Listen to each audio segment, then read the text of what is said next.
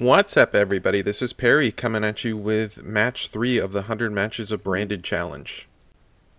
Same deck list as the last two matches we've been in. Let's hop right into the game here. So we do win the die roll and we are going first. We're going to start things off with a fusion deployment for a Cartesia here.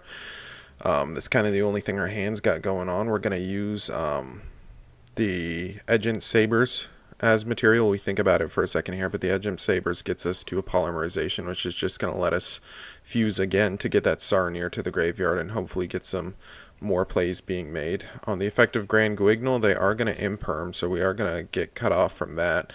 But the show must go on, so we're going to activate Patchwork, adding the chain in that, and then we're going to go ahead and fuse for Dragostopelea using these two here.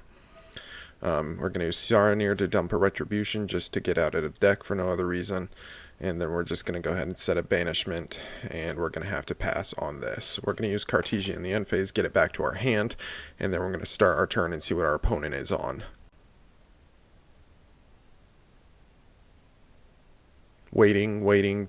Oh, Called by the Grave, first thing on... It looks like Grand Guignol is going to be the first thing they go for. At this point, I'm still not playing a target for Grand Guignol, so it's really no skin off my nose. Then they're going to go ahead and droplet for that. I'm just going to go ahead and grab the Grand Guignol back, and then I don't know really what I'm going to do, but at least I don't have it banished, and I can use it for chump blocking. They're going to Pot of Prosperity here, banish 6. Finding off the top... Looks like they're going to go ahead and grab a Sprite starter. We don't really have much to say about that or really anything to do. They're going to go ahead and Diva, grab another Diva. I am going to Grand Guignol to go ahead and grab the Quem, use the Quem effect. I guess I'm going to be dropping most likely a Fallen of Alabaz here. But it doesn't matter because they're going to go ahead and get the Sprite red. So anything I do is just pretty much going to be immediately hit by that Sprite red. I think I go for the fusion here to like add it back to my hand next turn. And if they can go forward that, they're going to go ahead Sprite Sprint.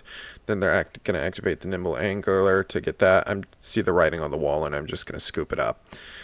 So we're going to go ahead and I don't really remember what's good against Sprite. I'm pretty sure Droll and Lockbird is going to be good. I'm planning on going first, so I'm not going to need the Forbidden Droplets. The Ghost Spells are going to be pretty good. And I guess I'm swapping out a Super Poly just to make it. I get everything, I go first. And then as I act in draw phase, I just walk into Dimension Shifter, which is going to severely limit everything that I'm able to do. I chain Branded Opening in order to get the Albaz into grave first thing. They immediately wind up imperming my Luber. It doesn't matter, I've drawn the fusion anyways, but every kind of piece of card advantage I can get here counts. I'm going to go ahead and make Rinbrum. That way I at least have some form of interaction.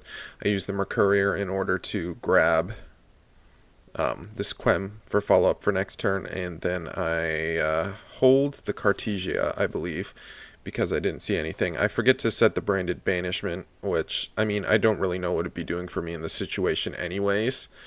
And the Dimension Shifter is lingering to next turn, so, like, I'm still completely cut off from our graveyard. He's going to start with a normal Summoner Red, which is just going to completely automatically insulate everything he does from here, and then I'm pretty sure he can just go full Sprite combo here from this point without me really interacting with anything.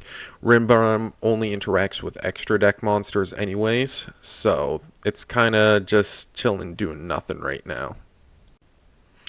So he's going to go ahead and go to the battle phase. I'm wondering why, and then it's revealed he's got, I think that's Gamma Burst or something, and I've honestly never really seen this card played in Sprite too much. They're just going to run over everything on my board, hit me for about 2,600 damage, and then they're going to main phase 2 here, just overlay Jet. I believe it's an overlay. Yeah, overlay Jet and Blue from Melphia the Forest. I've seen enough, and I scoop it up.